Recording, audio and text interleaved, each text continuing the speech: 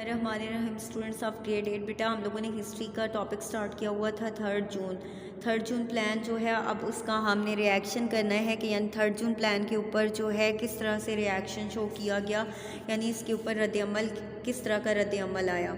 3 June plan کے والے سے اگر دیکھیں تو was announced after the consultation with the Muslim league and the Congress leadership. اب وہ کہتا ہے کہ 3 جون کا منصوبہ جو ہے وہ مسلم لیگ اور کانگریس کے ساتھ مشاورت کے بعد جو ہے وہ اعلان کیا گیا، دو both the parties were not agree to some parts of this plan.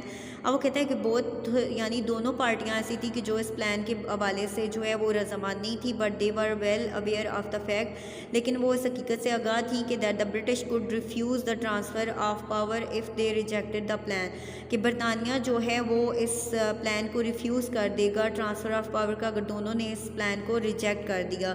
The voice رائی requested the Quaid Azam to accept the plan.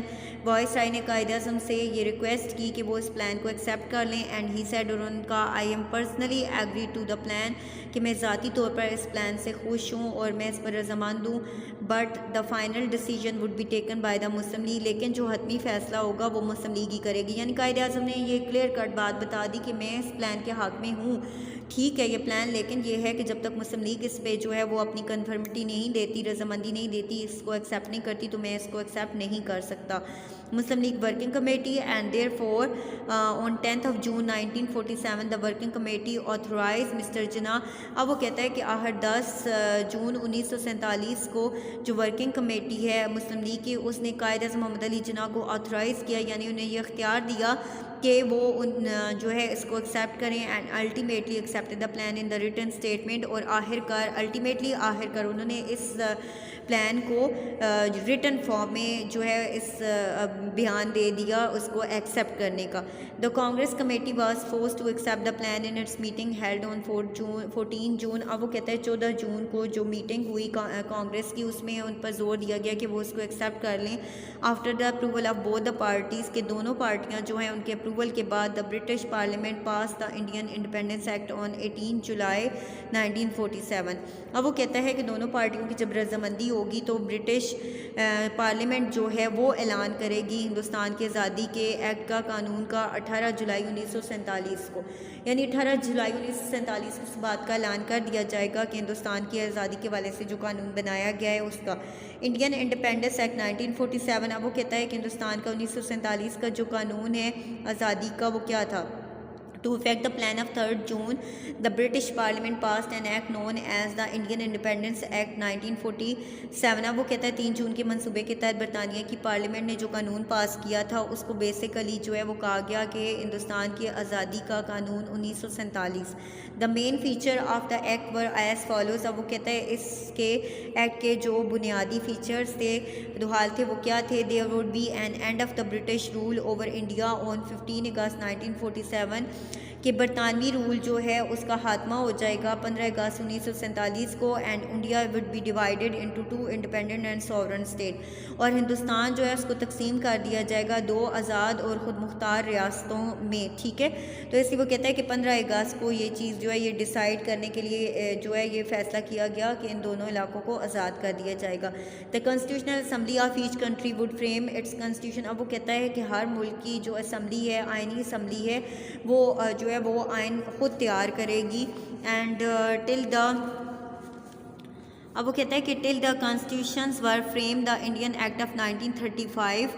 اب وہ کہتا ہے کہ جو بھی کانسٹیٹیوشن بنایا جائے گا وہ ہندوستان کا جو قانون حکومت ہند ہے 1935 وڈ ریموین انفورسڈ، وہ اس وقت تک نافذ العمل رہے گا، ٹو نیسیسری موڈیفیکیشن، کچھ ضروری تبدیلیاں کر کے یہ اس وقت تک قابل عمل رہے گا جب تک یہ دونوں اپنے کانسٹیٹیوشن نہیں بنا لیتے۔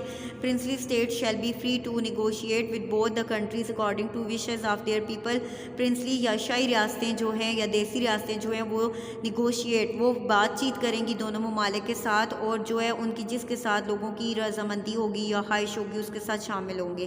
دا accordance of British government with the princely state shall come to an end آفٹر 15 اگست 1947. اب وہ کہتا ہے کہ جو برطانوی حکومت ہے اس نے شاہی ریاستوں کے ساتھ جو ہے جو حتمی فیصلہ کرنا تھا اس کے حوالے سے 15 اگست 1947 کو یہ فیصلہ دیا ہے. And the portfolio of the secretary of the state was abolish. اور اس کے علاوہ جو پورٹ فولیو تھا، عہدہ تھا سیکٹری آف اسٹیٹ کا، اس کو ختم کر دیا گیا. آپ نے پہلے چیپٹر میں یہ پڑھا کہ سیکٹری آف اسٹیٹ کا عہدہ قائم کیا تھا کوئین نے، جو کہ وائس رائے جو ہے اس سے ہدایات لیتا تھا اور جو ہے وہ کراؤن کی طرف سے قائم کیا گیا تھا. Under this act Pakistan came into being on 14 August 1947. اس ایکٹ یا قانون کے تحت پاکستان 14 اگست 1947 کو وجود میں آیا اور جو ہے ہندوستان جو ہے وہ 15 اگست 1947 کو وجود میں آیا. ٹھیک ہے. اب اس کے بعد نیکسٹ ہمارے پاس ہے event from 3 June to the creation of Pakistan, یعنی 3 جون سے لے کر پاکستان کے بننے تک جو واقعات ہوئے ان کو ڈسکس کریں گے ہم. اب وہ کہتا ہے کہ after 3 June plan polls were held in Punjab to ascertain the division of Punjab. اب وہ کہتا ہے کہ 3 جون پلان جو ہے اس کے بعد جو ہے وہ پولنگ ہوئی جس میں پنجاب اسمبلی جو ہے اس کی ڈویژن کے حوالے سے فیصلے کرنے تھے. دا division of Punjab was decided. اب وہ کہتا ہے کہ پنجاب کی جو ڈویژن ہے اس کے بارے میں جو فیصلہ کیا گیا، Muslim majority Punjab west Punjab joined Pakistan. اب وہ کہتا ہے مسلم میجورٹی جو پنجاب تھا جو کہ مغربی پنجاب کا علاقہ تھا وہ جو ہے پاکستان میں شامل ہوا، ویرا سکھ میجورٹی جبکہ سکھوں کی میجورٹی کا جو علاقہ تھا ایسٹ پنجاب جو ہے وہ اس نے ہندوستان کے ساتھ جوائن کیا. ان دا سیم وے اسی طرح سے polls were held in Bengal, اسی طرح سے بنگال اسمبلی میں بھی پولنگ ہوئی. The east Bengal joined Pakistan, مشرقی پاکستان جو ہے وہ پاکستان کے ساتھ شامل ہوا، whereas the west Bengal decided to join India, جبکہ مغربی بنگال جو ہے اس کے علاقوں نے ہندوستان میں شامل ہونے کے لیے فیصلہ کیا. The Sindh legislative assembly met on 26 June. اب وہ کہتا ہے سندھ اسمبلی میں جو مجلس قانون ساز کی اسمبلی ہے وہ 26 جون کو جو ہے وہ اس کی میٹنگ ہوئی and decided by 30 votes to 20 to join Pakistan. اور انہوں نے 30 میں سے 20 ووٹ جو ہے وہ ملے جس میں انہوں نے فیصلہ کیا کہ وہ پاکستان کے ساتھ شامل ہوں گے. In frontier it was decided through a referendum to join Pakistan. اب فرنٹیئر یعنی خیبر پختونخوا کا جو علاقہ ہے اس نے یہ فیصلہ کرنا تھا، انہوں نے جو ہے ریفرینڈم کے ذریعے فیصلہ کرنا تھا کہ وہ انہوں نے پاکستان کے ساتھ شامل ہونا ہے یا نہیں. ان فرنٹیئر خدائی خدمتگار said that the people should have the third choice. اب وہ کہتا ہے خدائی خدمتگار جو تھے ان کا یہ فیصلہ تھا کہ جو ہے لوگوں کے پاس جو ہے وہ third choice it means to vote for an independent state, کہ ان کے پاس یہ اختیار ہے کہ وہ آزاد ریاست کے لیے ووٹ کر سکتے ہیں. دا لائٹ آف بنو ریزولوشن کی روشنی میں، یعنی اس کی قراردادوں کے مطابق جو ہے وہ فیصلہ دیا گیا کہ وہ ووٹ کاسٹ کر سکتے ہیں کہ وہ کس کے ساتھ شامل ہوں گے. The British did not accept the demand. برطانیہ جو اس نے انگریزوں نے ان کی اس ڈیمانڈ کو قبول نہیں کیا. اینڈ خدائی خدمتگار بائیکاٹڈ دا فریڈم. اس طرح خدائی خدمتگار جو پارٹی تھی انہوں نے جو ہے اس کو ریفرینڈم کو بائیکاٹ کیا. And in Balochistan Shahi Jirga and members of Quetta municipality decided to join Pakistan. اب میونسپل کمیٹی جو ہے اس نے میونسپلٹی یہاں پہ لکھا ہوا ہے، یہ بیسیکلی میونسپل کمیٹی کی بات وہ کر رہا ہے کہ شاہی جرگے نے اور میونسپل کمیٹی کے جو ممبران ہیں انہوں نے فیصلہ کرنا تھا کہ بلوچستان کس کے ساتھ شریک ہوگا.